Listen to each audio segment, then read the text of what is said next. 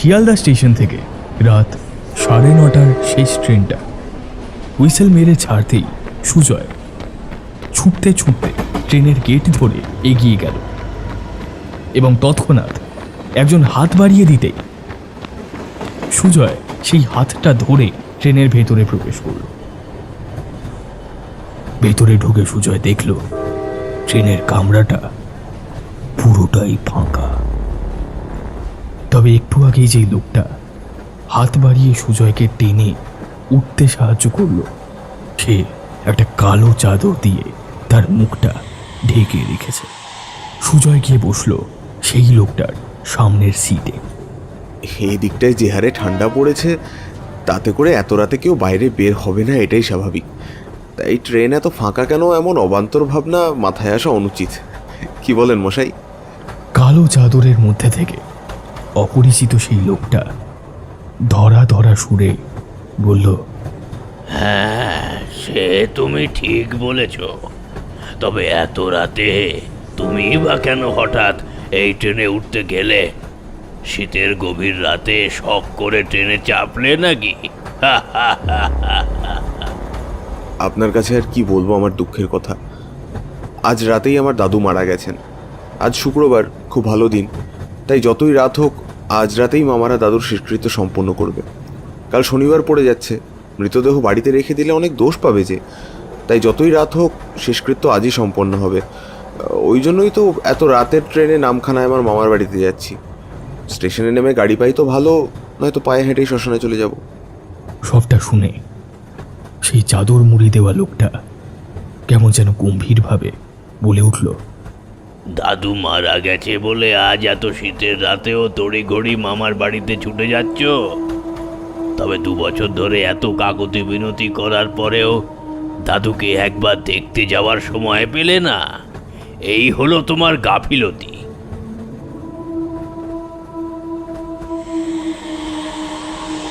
2 বছর ধরে দাদু আমাকে দেখতে চেয়েছে, অথচ আমি নানান কাজের চাপে মামা বাড়িতে যেতে পারিনি।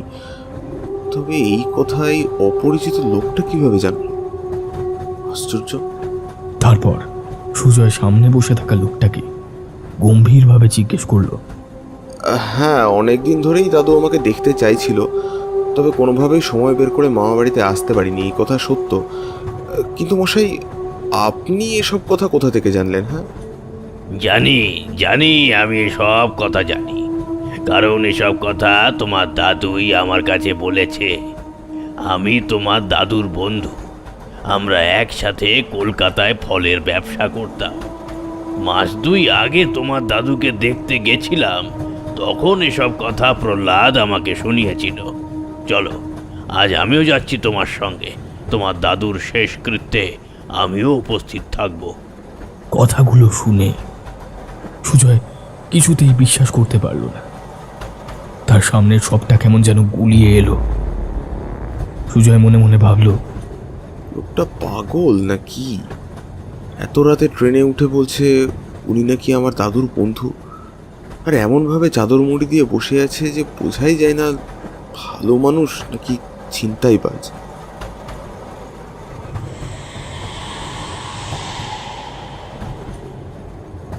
তো আপনি বলছিলেন যে 2 মাস আগে আপনি আমার দাদুকে দেখতে গিয়েছিলেন, তো সেখানে গিয়ে কি দেখলেন? দেখলাম আমার বিপত্নিক বন্ধু প্রহ্লাদ 2 ছেলে 2 বৌমার তীব্র অবহেলায় তিলে তিলে কেমন করে শেষ হয়ে যাচ্ছে। তো আপনি যখন দেখলেন আমার দাদু এতটা কষ্টে আছে, তো তাকে সঙ্গে করে আপনার বাড়িতে নিয়ে আসলেন না কেন? কিংবা আমাদেরকে খবর দিতে পারতেন, আমরা এসে আমার দাদুকে নিয়ে যেতাম। এইসব কথাবার্তার মাঝে ট্রেনটা চলে এসেছে সোনারপুর জাংশনে। ট্রেনের লাইন পরিবর্তনের কারণে ভিতরে জ্বলতে থাকা টিউবলাইটগুলো হঠাৎ নিভে গিয়ে ক্ষণকালের জন্য সমগ্র ট্রেন জুড়ে নেমে আসে এক বিস্তীর্ণ অন্ধকার। বাইরের আকাশে তখন কৃষ্ণপক্ষের কাস্তে চাঁদ উঠেছে। চারিদিক একেবারে নিস্তব্ধ। এমন সময় হঠাৎ সুজয়ের পকেটের সুজয়ের মোবাইলটা বেজে ওঠে। সুজয় ফোনটা রিসিভ করে বলে, হ্যাঁ বড় মামা, বলো। ফোনের উপার থেকে বড় মামার গলার কণ্ঠস্বর ভেসে আসে, এই আরে বাবা, কোথায় আছিস? নামখানা ট্রেনটা পেয়েছিলি তো? হ্যাঁ মামা, ট্রেন পেয়েছি। আমি এখন সোনারপুর আছি। তুমি চিন্তা করো না, আমি ঠিক পৌঁছে যাব। একটু আগে কম্পার্টমেন্টের আলো আবার জ্বলে উঠেছিল এবং সেই আলোয় হঠাৎ করে সুজয়ের চোখ গেল নিজের পায়ের দিকে। সে দেখে পায়ের কাছে ট্রেনের পুরো মেঝেটা লাল টকটকে রক্ততে ভরে যাচ্ছে এবং সেই সব রক্ত সামনে বসে থাকা সেই লোকটার পা থেকে দরদর করে বেরিয়ে আসছে। এ কি, এখানে তো রক্ত কিভাবে এলো? এই যে, ও মশাই, আপনার পা দুটো একবার দেখুন, বোধহয় কেটে টেটে গেছে, নাহলে এত রক্ত আসবে কোত্থেকে? কিন্তু সুজয়ের কথায় লোকটা বিশেষ পাত্তাই দিল না। বোধহয় বকবক করতে করতে চাদর মুড়ি দিয়ে ঘুমিয়ে পড়েছে। এইসব ভাবতে ভাবতে সুজয় হেড হয়ে লোকটার পায়ের চাদর সরাতেই দেখল লোকটার পা দুটো সম্পূর্ণ উল্টো, অর্থাৎ দুটো পায়ের গোড়ালিটা সামনের দিকে এবং আঙুলগুলো পিছনের দিকে। এমন দৃশ্য দেখে সুজয়ের চোখ চড়ক গাছে উঠে গেল। হঠাৎ করেই তার মনে পড়ল সেই ছোটবেলার কথা। ছোটবেলায় এইরকম কত গল্প সে শুনেছে যেখানে ভূতের পা নাকি উল্টো হয়। এইসব ঘটনার পরিপ্রেক্ষিতে তার মাথাটা ভারী হয়ে আসছে। তার চোখের সামনে যেন নেমে আসছে অন্ধকার। এমন পরিস্থিতিতে সুজয় এখন কি করবে তা বুঝে উঠতে পারে না। প্রচন্ড ভয় সে আঁতকে ভাবতে থাকে, গভীর রাতে ট্রেনের মধ্যে কোন ফ্যাসাদে পড়লাম? হে ভগবান, আমার যে এবার বুকের ভিতরটা ডিপটিপ করছে। এমন সময় সেই কালো চাদরের মধ্যে থেকে লোকটা বলে উঠল, ভয় পেও না, আমি আছি তো, তোমার কিচ্ছু হবে না, তুমি নিশ্চিন্তে ঘুমিয়ে পড়ো। কিন্তু সুজয় কি করে তাকে বলবে যে সেই তার ভয়ের কারণ? সুজয় নিজের সমস্ত মনন শক্তি ও একাগ্রতাকে সম্বল করে একটু সরে গিয়ে একটা সিট দখল করে সেখানে পুরোটা জুড়ে শুয়ে পড়ল। রাত বাড়ার সাথে সাথে ট্রেনের জানলার বাইরে থেকে আকাশের কাস্তে চাঁদ গুটি গুটি পায় যেন এগিয়ে যাচ্ছে পশ্চিমে।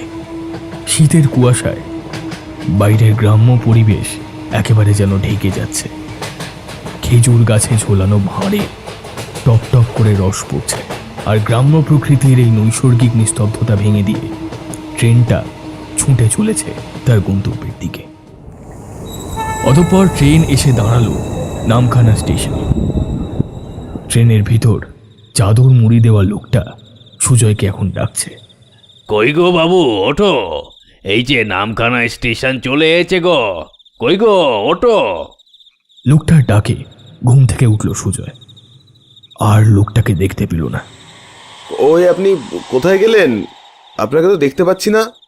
স্টেশনের শেষ প্রান্তে জমাট বাঁধা অন্ধকার। এই তো আমি এখানে, এই দিক দিয়ে এসো। তোমার মামারা এতক্ষণে শ্মশানে চলে এসেছে, তাই বাড়িতে না গিয়ে শ্মশানে যাওয়াটাই ভালো হবে। এদিকে আমার সঙ্গে সঙ্গে এসো। লোকটার কথায় কেমন যেন খটকা লাগলো সুজয়। সে মনে মনে বলল, না, মামারা যে এখন বাড়িতে নেই, তারা দাদুর মৃতদেহ নিয়ে শ্মশানের উদ্দেশ্যে বেরিয়ে পড়েছে, এ কথা উনি নিশ্চিত করে কিভাবে বলতে পারেন?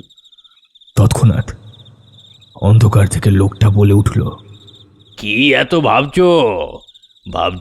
আমি তোমাদের মতো ওসব ফোন টোন ব্যবহার না করেও কিভাবে বললাম যে মৃতদেহ নিয়ে ওরা শ্মশানের উদ্দেশ্যে বেরিয়ে পড়েছে? আসলে এসব তো আমার জানা কথা। সুজয় এসব কথায় বিস্মিত না হয়ে লোকটার দিকে তাকিয়ে তাকে অনুসরণ করেই হাঁটতে শুরু করলো।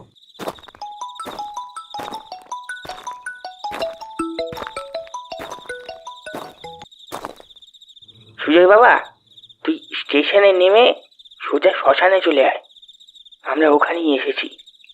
আচ্ছা মামা, আমি এক্ষুনি আসছি। এই সবেমাত্র স্টেশন থেকে শ্মশানে যাওয়ার রাস্তায় নেমেছি। এই বলে সুজয় ফোনটা কাটতেই অন্ধকার থেকে সেই বয়স্ক লোকটা হাসতে হাসতে বলল, কি মিলল তো আমার কথা? এসো এসো, তাড়াতাড়ি পা চালিয়ে হেঁটে এসো। সুজয় আর কথা বাড়ালো না। সে মন্ত্রমুগ্ধের মতো লোকটাকে অনুসরণ করতে লাগলো। আর এমন মুহূর্তে সুজয়ের মনে কয়েকটা কথা বারবার পাক খেতে লাগলো। ট্রেনের মধ্যে দেখা এই লোকটার উল্টো পা, এই লোকটার শরীর থেকে দরদর করে রক্ত বেরিয়ে আসা, এসব কি আমার চোখের ভুল নাকি ভ্রম? তবে লোকটার এই অন্ধকারে গা মিশিয়ে মিশিয়ে চলা, এটাও কি ভ্রম নাকি লোকটা আদৌ মানুষ নয়? কিন্তু যদি প্রেতাত্মা হয় তবে সে আমাকে কোনো ক্ষতি বা করছে না কেন? এইসব ভাবতে ভাবতে এবং লোকটার পেছনে হাঁটতে হাঁটতে সুজয় তার বড় মামাকে ফোন করলো এবং ফোনটা কানে ধরে ফিসফিস করে মামাকে জিজ্ঞেস করলো, বলছি মামা, দাদুর কি কোনো বন্ধু ছিল? এমন কোনো বন্ধু যিনি 2 মাস আগেও দাদুকে দেখে গেছেন? সুজয়ের এমন প্রশ্ন শুনে ফোনের ওপার থেকে সুজয়ের বড় মামা বলে উঠল, না না, তোর দাদুর বন্ধু বলতে তো ওই পাড়া প্রতিবেশী কয়েকজন সমবয়সী লোক ছিল, বাইরের কোনো বন্ধু তো ছিল না। তবে এই 2 মাস তো দূরে যাক, 2 বছরেও তোর দাদুর সঙ্গে কোনো বন্ধু দেখা করতে আসেনি। কথাটা শুনে গায়ে কাঁটা দিয়ে উঠল সুজয়ের। ফোনের ওপার থেকে বড় মামা বলল, আচ্ছা আমি রাখলাম, বুঝলি? তুই আয়, তারপর কে দেখতে এসেছে কে আসেনি সব বলবো। ফোনটা কাটার সঙ্গে সঙ্গে অন্ধকার থেকে বয়স্ক লোকটা প্রচন্ড অট্টহাসি করে উঠল। আমি কে তা জানার জন্য এতই উৎসাহ?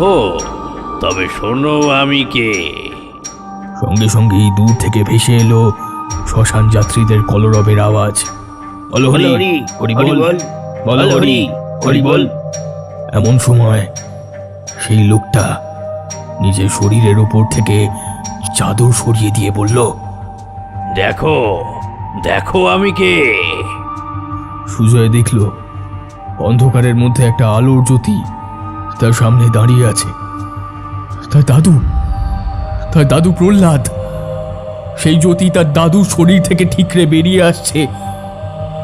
দূর থেকে সেই হরিনাম সংকীর্তন এখনো শোনা যাচ্ছে। এত রাতে তুই ঠিকঠাক আসতে পারবি কি পারবি না, তাই আমার মৃত্যুর পরেও আমার শরীর ছেড়ে আত্মাটা বেরিয়ে গিয়েছিল তোকে এগিয়ে আনার জন্য। সামনেই শ্মশান, তুই চলে এসেছিস। যা, শেষবারের মতো আমার মুখটা অন্তত দেখে নে। আর কিছুক্ষণ পরেই যে তোর বড় মামা আমার মুখে আগুন দেবে, তখন আর শেষ দেখা হবে না। যা, তাড়াতাড়ি যা, গিয়ে শেষ দেখা দেখে নে। আমি এলাম। এই বলেই আলোর জ্যোতিটা সুজয়ের সামনে আবার গভীর অন্ধকারে মিলিয়ে গেল। সবটা বুঝতে পেরে সুজয় মুড়িবাঁচি করে ছুটে সেই শ্মশান চত্বর থেকে পালিয়ে গেল।